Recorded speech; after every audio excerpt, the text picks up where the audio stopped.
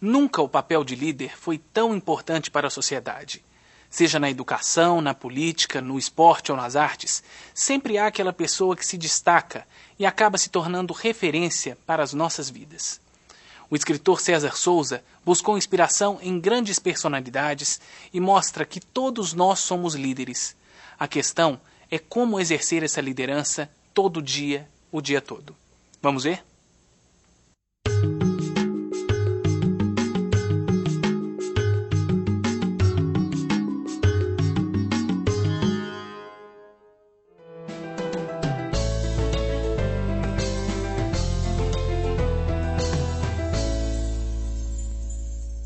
Começaria falando um pouco sobre o livro. O seguinte: há pouco tempo me perguntaram, há algumas semanas atrás, quanto tempo eu levei para escrever esse livro. E eu respondi assim, acho que 3 semanas, ou 4 semanas. E a pessoa disse assim, puxa, mas só isso? Eu disse, mas acontece que esse livro levou 20 anos sendo pensado. O fato de sentar para escrever e produzir o livro foram poucas semanas realmente. Mas pensar sobre esse livro foram praticamente foi uma reflexão e uma experiência ao longo de pelo menos 20 anos de trabalho meu. Eu trabalhei como executivo de uma grande empresa brasileira que operou no exterior, então eu tive a oportunidade de viver em vários países da América Latina, em Portugal, em Angola durante um período, também nos Estados Unidos, onde eu morei durante 11 anos, e eu em Angola durante o período da guerra. E ao longo desse período, ao todo foram praticamente 15 anos no exterior, vivendo várias situações como executivo, tendo que contratar gente, demitir gente, comprar coisas, fazer acontecer, entregar projetos, conquistar contratos, conquistar clientes. Quer dizer, eu tive uma atividade muito intensa, como todo executivo internacional de uma grande empresa tem. E uma coisa notável dessa minha experiência foi a oportunidade que eu tive de conhecer várias pessoas em posição de liderança nos vários lugares do mundo. No ano passado, eu comecei a tentar sistematizar que experiência foi essa que eu tive convivendo com essas pessoas. Eu comecei a fazer várias anotações esparsas. Eu não sabia o que era que eu estava começando, nem onde é que aquilo iria terminar. Eu comecei simplesmente a tentar anotar e transformar, tirar de dentro da cabeça e colocar no papel, objetivamente, o que é que eu aprendi com essas pessoas, o que é que essas pessoas me diziam, o que é que distingue um líder realmente dos outros. Não é? O que é que faz essa pessoa ter sido notável, extraordinária. E comecei a conhecer também e conviver com várias pessoas muito simples do povo, que no meu livro anterior, O Você é o Tamanho de Seus Sonhos, tem aquilo que eu chamo de personagens anônimos notáveis. Uma baiana lá que vende acarajé, que é a Dadá, que era empregada doméstica e começou a vender quitute, fazia acarajé, depois virou dona de 3 restaurantes. Um vendedor de picolé lá em Aracaju, um pescador que para mim é um dos grandes exemplos de líderes que eu conheço, um pescador lá na Ilha Itaparica, que é o Zé Pescador. Eu comecei a tentar sistematizar toda essa experiência para tentar fazer algum sentido e fazer com que aquilo fosse útil.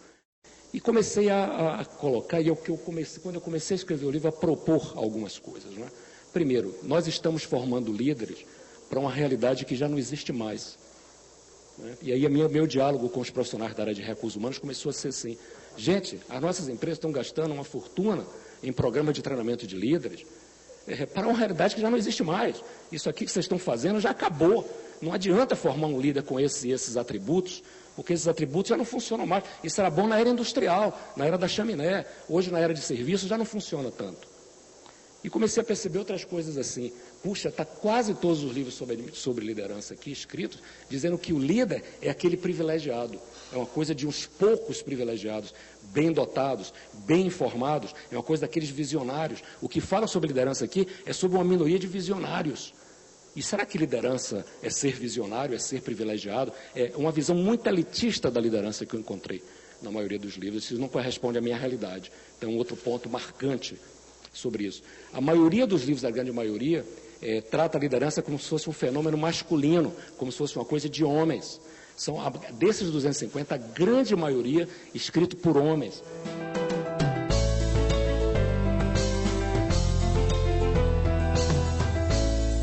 Liderança não é coisa de homem. Liderança não é coisa de homem, não é só exemplos de homem. Então eu procurei escrever um livro citando exemplos de mulheres Então, dona Zilda Arnes é uma delas, lá de São Paulo, da Pastoral da Criança.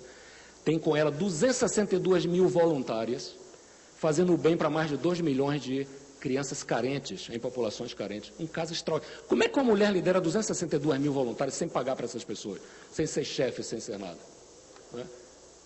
E comecei, tem uma moça no Rio de Janeiro, a Zica, que era babá até os 15 anos de idade, depois ela foi vender produtos de beleza, cosméticos e tal, depois ela começou a inventar uma fórmula para tratamento de cabelos crespos, e depois ela começou a trabalhar nisso, naquilo, e junto com o marido dela, no fundo do quintal, montou uma empresinha chamada Beleza Natural, montou um salão, tem hoje 6 salões, 300 e tantos, quase 400 pessoas trabalham com ela, atende a 20 mil clientes por mês.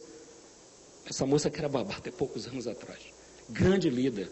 Ou seja, comecei a colecionar esses casos. Depois, eu disse, então, liderança não é coisa só de homem, é de mulheres também. E eu estou convencido de uma coisa. A partir do ano 2020, 2025, o número de mulheres em posição de comando nas empresas brasileiras será superior ao número de homens no comando das empresas brasileiras.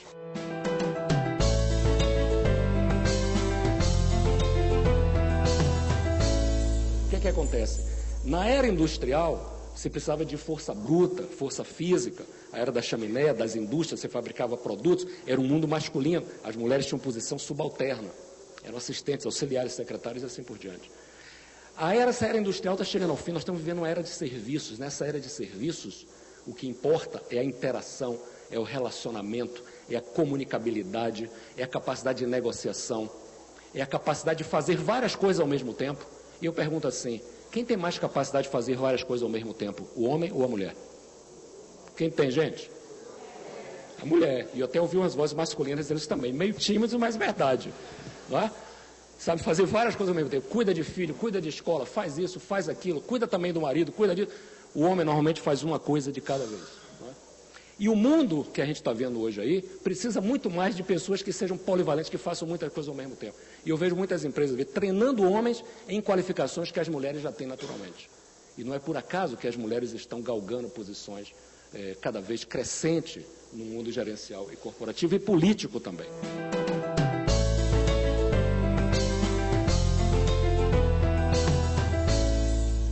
Liderança não é cargo, não é posição social. Liderança não é coisa de uns poucos privilegiados. Liderança não é coisa de visionário. Liderança não é coisa de homem só. Liderança não é sinônimo de carisma. Esse é outro mito que tem na maioria dos livros. Carisma. E eu encontrei muita gente na minha vida dizendo, não, porque eu vi o cara, pelo arriar das malas a gente viu que estava de frente de um líder. Pelo brilho no olho a gente vê que aquele cara é um líder, aquela mulher é um líder. E aí vai entregar a sua empresa para ele, vai entregar o governo da sua cidade para aquele, pelo arriar das malas, que tem o carisma do líder. E vê depois o que é que acontece. Não é? Não pode ser só pelo carisma, porque saco vazio não fica em pé muito tempo. O líder tem que ter conteúdo, tem que ter substância, tem que ter coerência nas coisas, não é só pelo carisma, não é só simpatia, falar bem, se comunicar bem, ser agradável, ser carismático, que a pessoa tem o direito de comprar o passaporte como líder. Isso não existe. Não é? Então, eu estou desmistificando, eu saí desconstruindo um pouco muito dos conceitos tradicionais sobre liderança, o lugar comum sobre liderança. Então não é isso.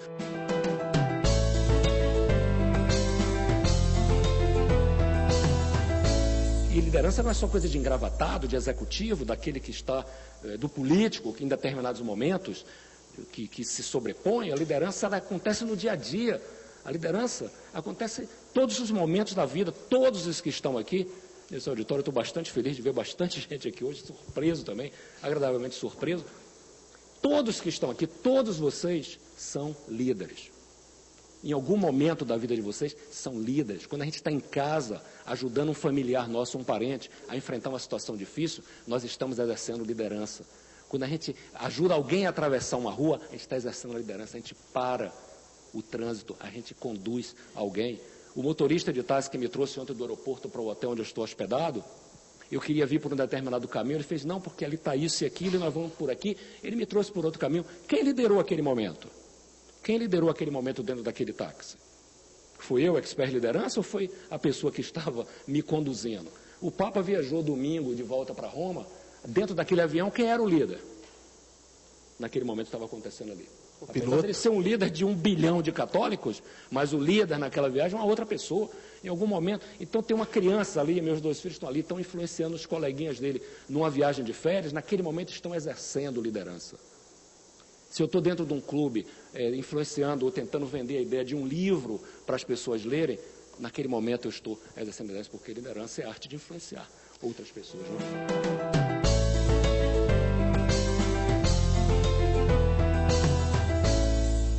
Então, o Nelson Mandela, para mim, foi um dos grandes exemplos de um líder. Passou 29 anos preso, com a causa muito clara da liberdade, da libertação do seu povo e de vencer aquela guerra racial do apartheid. E como ele disse, estou disposto a dar a minha vida por essa causa. E o Nelson Mandela foi um inspirador. O Luiz Seabra, presidente da Natura, definiu também uma coisa extraordinária. Se vocês olharem a publicidade que a Natura faz, não tem nada a ver com frasquinhos, produtos, compre isso ou compre aquilo. A causa da empresa que ele propicia para as 520 mil vendedoras e consultoras de vendas da empresa dele é assim: nós precisamos virar uma página na história da perfumaria mundial. Então veja, quem é que não gostaria de trabalhar numa empresa cuja causa é virar uma página na história da perfumaria mundial? Até eu gostaria.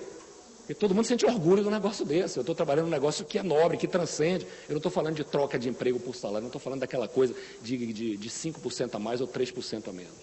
Entende? São exemplos assim que eu acho extraordinários sobre causa. Então essa foi a primeira força dos grandes líderes. A dona Zilda Arnes: vamos fazer o bem para 2 milhões de crianças carentes. Ponto.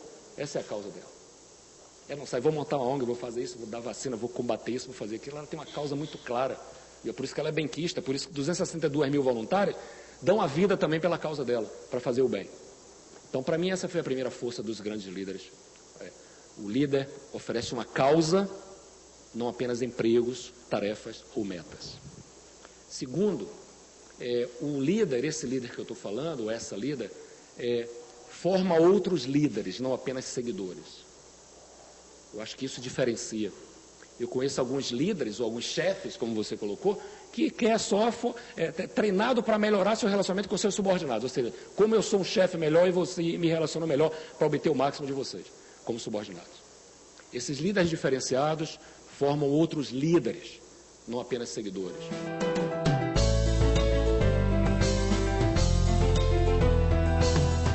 Esse líder competente, ele lidera 360 graus. E não 90 graus. E eu botei esse negócio 360 graus porque eu não encontrei uma melhor palavra para isso. O que é 360 graus e o que é 90? 90 graus é o líder que só lidera dentro da sua empresa ou da sua organização e para baixo, sua equipe de subordinado. Quase que o chefe. Ele lidera para dentro e para baixo. E tudo que tem praticamente sobre liderança é como ser um chefe melhor. No fundo é isso. Como é que eu lidero? E os líderes competentes que eu aprendi são assim: eles lideram fora.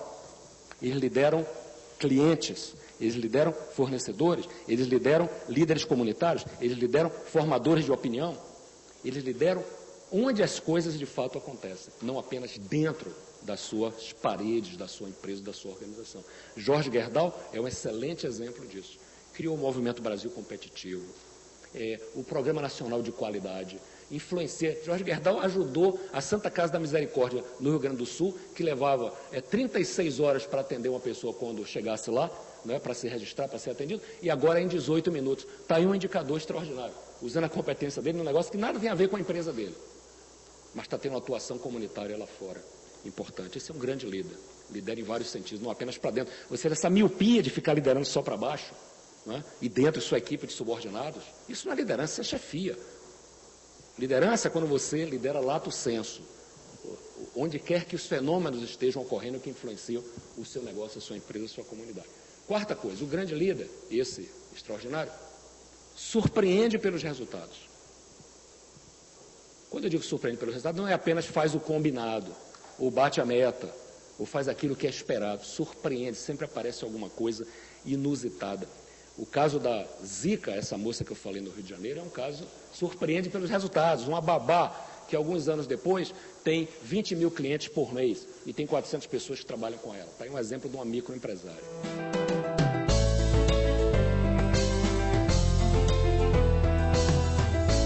Então veja, eu estou montando um quebra-cabeça aqui com vocês, foi como as coisas foram ocorrendo na minha vida, que eu fui aprendendo. Primeiro, oferece uma causa, não apenas emprego. Segundo lugar, forma outros líderes, não apenas seguidores. Lidera 360 graus, não apenas 90. Surpreende pelos resultados. E tinha a quinta ponta, aí eu chamei pentagrama. Pentagrama é aquela estrela de 5 pontas. Mas aí a quinta ponta eu resolvi botar dentro das 4 e não ficar uma quinta ponta separada, que é esse líder inspira pelos valores. E é onde tem toda a diferença do mundo. Inspira pelos valores e não apenas pelo carisma. Ele lidera, ele educa pelo exemplo, não apenas pelo discurso. E essa que está o grande diferencial dos líderes. Os valores que esse líder passa, ou essa líder passa, para as outras pessoas que fazem parte da vida da sua organização ou da sua família.